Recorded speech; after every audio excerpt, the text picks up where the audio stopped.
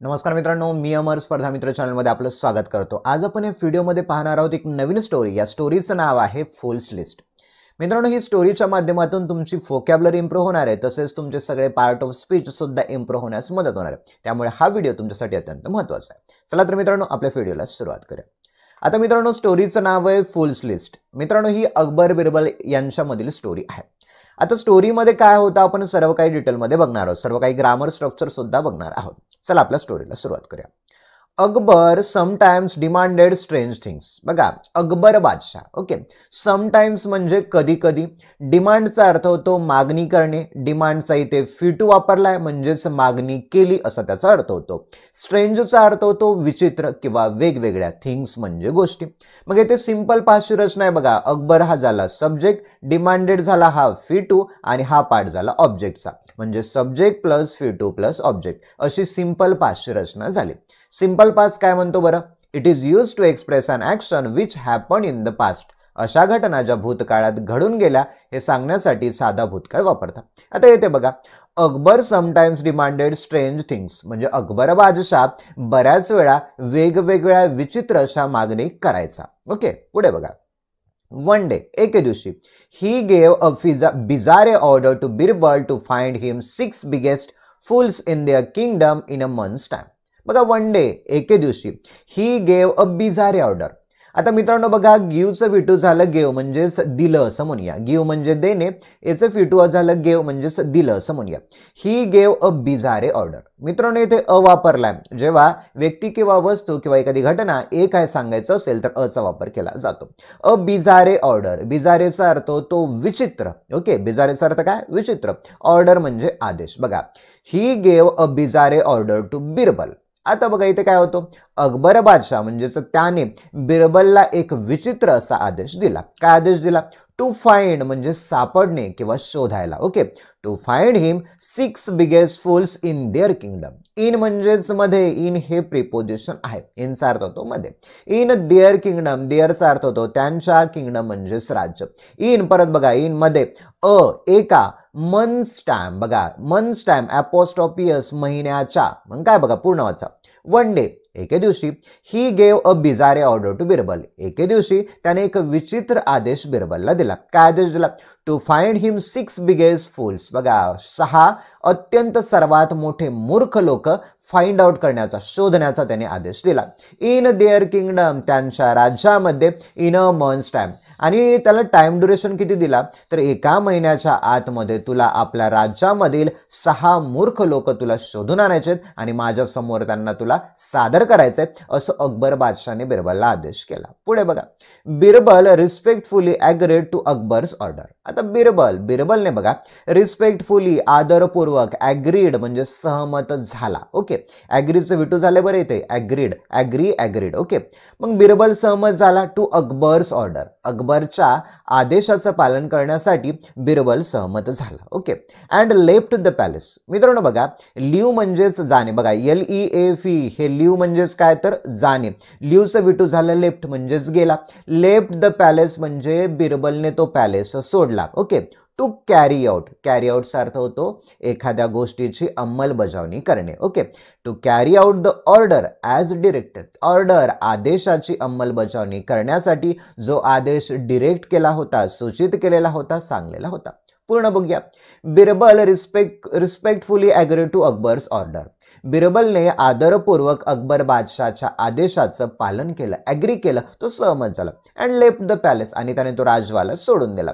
कशासाठी? To carry out the order as directed, जसा आदेश दिला होता त्या सूचनांचं पालन करून त्याची अंमलबजावणी करण्यासाठी तो निघून गेला।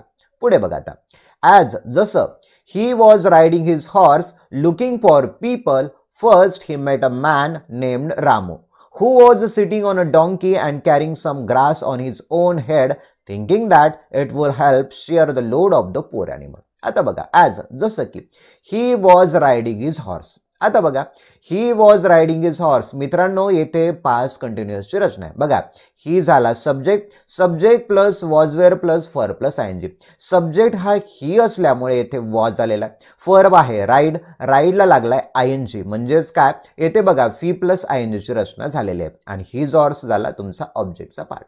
म्हणजेच काय, तर तो घोड्यावरती बसत होता. म्हणजे चित्रामध्ये पाहू शकता, बिरबल काय बघा, तो घोड्यावरती बसत होता आणि त्यावेळेला बघा लुकिंग फॉर पीपल, लोकांच्या शोधात होता. मित्रांनो, लुकिंग फॉर ही फ्रेज आहे, याचा अर्थ होतो एखाद्या व्यक्तीच्या किंवा वस्तूच्या शोधात असणे. आता इथून तुम्हाला कळेल, as he was riding his horse, जसं तो बिरबल घोड्यावरती बसत होता त्यावेळेला तो लोकांच्या शोधात होता. फर्स्ट, पहिल्यांदा, ही met a man named Ramu. आता मीट म्हणजे भेटणे, मीटचं विटू झालं मेट, भेटला. ही मेट अ मॅन, तो एका माणसाला भेटला, त्याचं नाव होतं Ramu. Who was sitting on a donkey, who was sitting on a donkey. आता मित्रांनो, हु हे रिलेटिव्ह प्रोनाउन आहे. हुला म्हणतात संबंधी सर्वनाम. हुचा वापर दोन वाक्यांना जोडण्यासाठी केला जातो, म्हणून येथे हुचा अर्थ कोण नसून जो की किंवा जे की आहे. आता हु कुणासाठी वापरला, या रामूसाठी वापरला. मित्रांनो, या हुच्या नंतर जे आपल्याला सहाय्यकारी क्रियापद घ्यायचं असतं ते हुच्या अगोदर असणाऱ्या नामावरून येतं. मग हुच्या अगोदर नाव काय आपल्याकडे, रामू. रामू कोण आहे, सिंग्युलर आहे, एकवचनी आहे, त्यामुळे येथे वॉज आलेला आहे. बघा इथे, Ramu who was sitting on a donkey. Ramu जो होता, जो त्या गाढवावरती बसत होता. चित्रामध्ये पाहू शकता, हा रामू आहे, त्या गाढवावरती बसत होता. बघा, and carrying some grass on his own head. बघा, अँड कॅरिंग, कॅरिंग म्हणजे वाहून घेणे, सम ग्रास, ओके, म्हणजे गवताचे भारे, on his own head, on म्हणजेच वर, हिज त्याच्या, ओन हेड म्हणजे स्वतःच्या डोक्यावरती त्याने गवताचं भार तो वाहून घेत होता. चित्रामध्ये बघा, हा रामू आहे, त्याच्या डोक्यावर हे गवताचं भार आहे. ओके, थिंकिंग दॅट, आणि त्याने काय थिंक केला, काय विचार केला, बघा, it would help share the load of the poor animal. बघा, वुडचा वापर मित्रांनो शक्यता दर्शवण्यासाठी केला जातो. एखादी गोष्ट होऊ शकेल, घडू शकेल हे सांगण्यासाठी वुड वापरतात. वुडचं स्ट्रक्चर काय येतं बघा, सब्जेक्ट प्लस वुड प्लस फी1. बघा इथे वुड झालंय, नंतर फी1 हा हेल्प झालेला आहे. सवय, शक्यता बघा आता, it would help share the load of the poor man. आणि मग त्याने असा विचार केला की मी जर असं केलं तर तो जो पुअर ॲनिमल, जो गरीब प्राणी आहे म्हणजे हा गाढव, तर त्या गाढवाचा जो लोड आहे, त्याच्या पाठीवरती जे ओझं आहे ते ओझं काय होईल, शेअर होईल. शेअर म्हणजे वाटून जाईल आणि मला त्याला थोडीशी मदत सुद्धा होईल असं त्याला वाटतं. आता असं काही शक्य आहे का बरं? आता तो म्हणतोय बाबा घोड्याच्या पाठीवर ओझं होऊ नये म्हणून मी पण घोड्यावर त्या गाढवावरती बसतो आणि गाढवावरती बसल्यानंतर त्याचं जे गवताचं भार आहे मी माझ्या डोक्यावरती घेतो. म्हणजे आणखीनच त्या गाढवाचा भार तो काय करायला वाढवत आहे असं त्याला म्हणूया. पुढे बघा, then he met two people, Changu and Mangu, who were fighting because Changu said he will release his imaginary tiger on Mangu's imaginary cow, which they are going to eat as a gift from the god. आता बघा, दे नंतर, आता पहिली घटना कळाली तुम्हाला म्हणजे पहिला मूर्ख सापडला. ओके, दुसरं बघा, देन नंतर, ही मेट टू पीपल, नंतर तो दोन लोकांना भेटला. चंगू अँड मंगू, चंगू आणि मंगू या दोन लोकांना भेटला. Who were fighting. आता मित्रांनो तुम्हाला सांगितलं हुच्या नंतर जे सहाय्यकारी क्रियापद असतं ते हुच्या अगोदर याच्यावरून येतं. आता चंगू आणि मंगू दोन्ही प्लुरल आहेत म्हणून येथे वर आलेलं आहे आणि ही पास्ट कंटिन्युअसची रचना आहे. बघा, हु वर फायटिंग म्हणजे हे चंगू आणि मंगू दोघं जण फायटिंग, भांडण करत होते. बिकॉज, कारण की चंगू सेड, चंगू म्हणाला, से म्हणजे म्हणणे, सेचं वेटू झालं सेड, चंगू म्हणाला, he will release his imaginary tiger. इथे मित्रांनो बघा, subject plus shall will plus V one रचना झालेल्या आहेत. सब्जेक्ट आहे ही नंतर आलेला आहे विल आणि फर्बचा पहिला फॉर्म आहे रिलीज. रिलीज म्हणजे सोडणे. आता चंगू काय म्हणतो बघा, he will release his imaginary tiger. Imaginary म्हणजे काल्पनिक, काल्पनिक वाघ. आता बघा, अस्तित्वामध्ये आहे का सध्याला त्यांच्याकडे वाघ वगैरे नाही, तर तो काय म्हणाला बघा, he will release his imaginary tiger on mongoose imaginary काव. ऑन वर, मंगूच्या इमॅजिनरी कावर, ॲपोस्ट्रॉफियस बघा, चाचीचे, मंगूच्या इमॅजिनरी काल्पनिक गायीवर तो त्या वाघाला सोडेल, म्हणजेच खाण्यासाठी तो सोडेल असं तो म्हणतो. त्यांच्याकडे दोघांकडे वाघ नाहीये आणि काऊ सुद्धा नाहीये. Which they are going to get as a gift from the bad god. आता बघा, he will release his imaginary tiger, तो त्या इमॅजिनरी टायगरला त्या मंगूच्या काऊवरती सोडेल, विच जी की म्हणजे या काऊसाठी they are going to get as a gift from the god. They are going to get, going म्हणजे एखादी गोष्ट भविष्य काळामध्ये होणार आहे असं आपण त्याला म्हणूया, जी की त्याला ॲज अ गिफ्ट, एक गिफ्ट म्हणून गॉड कडून, परमेश्वराकडून मिळणार आहे असं त्याबद्दल ते चर्चा करतात.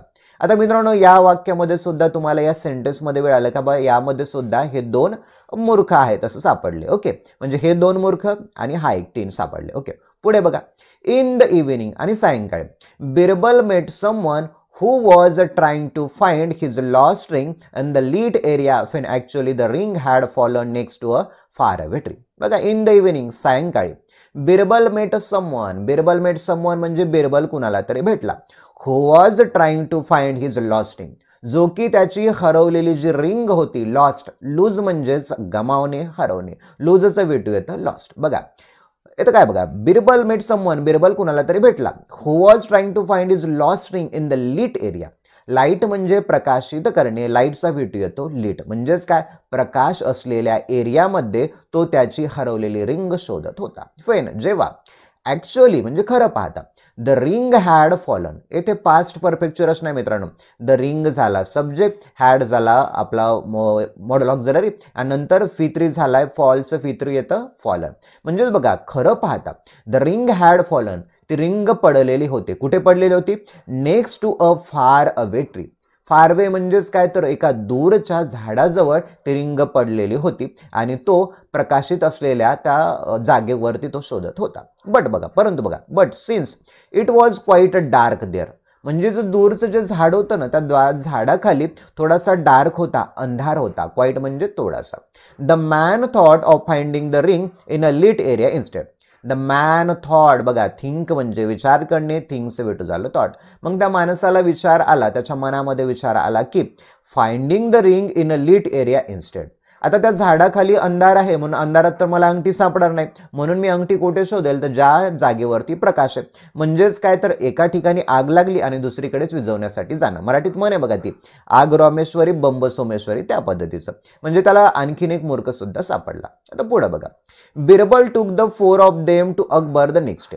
बिरबलने त्या 4 जणांना घेऊन अकबर बादशाकडे दुसऱ्या दिवशी, नेक्स्ट डेला तो गेला. ओके, पण अकबर आस्क्ड, जेव्हा अकबरने विचारलं, हु आर द रिमेनिंग 2 फूल्स, मग उरलेले 2 मूर्ख कुठे आहेत? तू तर 4 माणसं घेऊन आलास, मी तुला 6 माणसं सांगितले होते.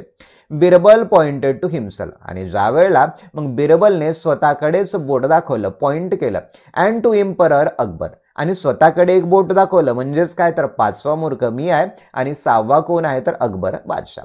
For undertaking such and endure. बघा, अंडरटेकिंग एखादी गोष्ट हाती घेणं, सच अशा प्रकारचं, एंड्युअर म्हणजे परिश्रम किंवा मेहनत, अशा प्रकारची एक वायफळपणाची कल्पना घेऊन आपण मूर्ख शोधायला चाललो, म्हणजे आपण दोघंही मूर्ख आहोत असं तो म्हणतो. ओके, आता बघा, याच्यामधले महत्त्वाचे शब्द, समटाइम्स अर्थ होतो कधी कधी, डिमांड, डिमांडेड, डिमांडेड, हे क्रियापदाचे 3 रूप आहेत. डिमांडेड म्हणजे मागणी करणं. पुढे येतो बघा स्ट्रेंज, स्ट्रेंजचा अर्थ होतो विचित्र किंवा वेगळे. नंतर बघा, गेव तुम्हाला स्टोरीमध्ये होतं, गिव, गेव, गिवन, हे 3 रूप आहेत, यांचा अर्थ होतो देणे. बिजारेचा अर्थ होतो विचित्र, फुलचा अर्थ होतो मूर्ख, रिस्पेक्टफुलीचा अर्थ होतो आदरपूर्वक, ॲग्री, ॲग्रीड, ॲग्रीड म्हणजे सहमत होणे किंवा एखाद्या गोष्टीला मान्य करणे. कॅरियरचा अर्थ होतो पार पाडणे किंवा अंमलबजावणी करणं. डिरेक्टेडचा अर्थ होतो हुकूम करणे किंवा एखादी गोष्ट सांगणे. नंतर बघा, राईड हा शब्द मूळ शब्द येतो, रूट वर्ड येतो. ओके, तुम्हाला स्टोरीमध्ये रायडिंग होता. राईडचा अर्थ बघा, घोड्यावर स्वार होणे किंवा गाडीवर रपेट मारतो ना आपण, त्याला रायडिंग म्हणतो. ओके, लुकिंग फॉरचा अर्थ होतो शोधात असणे. कॅरिंगचा अर्थ होतो एखादी गोष्ट वाहून नेणे. आता तुम्हाला स्टोरीमध्ये होतं बघा, ही विल रिलीज, हे स्ट्रक्चर येतं सिंपल फ्युचर टेन्सचं. बघा, subject plus shall will plus V1 plus object, अशी घटना भविष्यकाळामध्ये घडेल. सब्जेक्ट कोण आहे? ही आहे. ही नुसार आपण काय घेतलं? विल घेतलं. बघा, इथे आलेलं विल, आणि फॉरचा पहिला फॉर्म येतो रिलीज, स्ट्रक्चरमध्ये बसलेलं आहे. ओके, पुढे बघा, ही मेट 2 पीपल, सिंपल पास्टचं वाक्य. आता सिंपल पास्टचा formula subject plus V2 plus object. आता सब्जेक्ट झाला ही, मेट या क्रियापदाचं दुसरं रूप होतं मेट, आणि इतर पार्ट झाला 2 पीपल, ऑब्जेक्टचा सिंपल पास्टची रचना. पुढे बघा, आता इमॅजिनरीचा अर्थ होतो काल्पनिक. लीटचा अर्थ होतो एखादी गोष्ट पेटलेली असणं, प्रकाशित असणं. लीट हा दुसरा रूप आहे बघा इथे दिलाय. लाईट, लीट, लीट हे 3 रूप येतात. पुढे बघा फॉल, फेल, फॉलन हे तिन्ही रूप आहेत बघा. फॉलचा अर्थ होतो खाली पडणे. ओके. नंतर बघा the ring had fallen, past perfect टेन्सचं वाक्य. Subject plus had plus V3 अशी रचना आहे. ओके. सब्जेक्ट झाला द रिंग, रिंग नंतर हॅड घेतला, फॉलचं V3 येतं फॉलन. झालं, क्लिअर आहे. नंतर आहे ॲक्च्युअली. ॲक्च्युअलीचा अर्थ होतो प्रत्यक्षात किंवा खरे पाहता. फार अवे म्हणजे दूरच्या. क्वाईटचा अर्थ होतो थोडे. आता क्वाईटच्या स्पेलिंगमध्ये बघा त्यांचं प्रोनाऊन्सिएशन सेम आहे परंतु अर्थ वेगळा. QUIT क्वाईट म्हणजे थोडे आणि QUIT क्वाईट म्हणजे शांत. पुढे बघा थॉट म्हणजे विचार. इनस्टेडचा अर्थ होतोय च्याऐवजी. रिमेनिंग म्हणजे राहिलेले. अंडरटेकिंग म्हणजे एखादी गोष्ट करण्याची जबाबदारी स्वीकारणे. एंडेव्हरचा अर्थ होतो प्रयत्न करणे. तर मित्रांनो ही होती अत्यंत महत्त्वाची स्टोरी, महत्त्वाचे ग्रामरचे स्ट्रक्चर, महत्त्वाचे व्होकॅब्युलरी. व्हिडिओ जर आवडला असेल तर व्हिडिओला लाईक करा, चॅनलला सबस्क्राईब करा. तसेच आपलं टेलिग्राम चॅनल आहे त्या किंवा व्हॉट्सअप ग्रुपला जॉईन व्हावे. चला तर मित्रांनो येथेच थांबूया. Thank you for watching this video.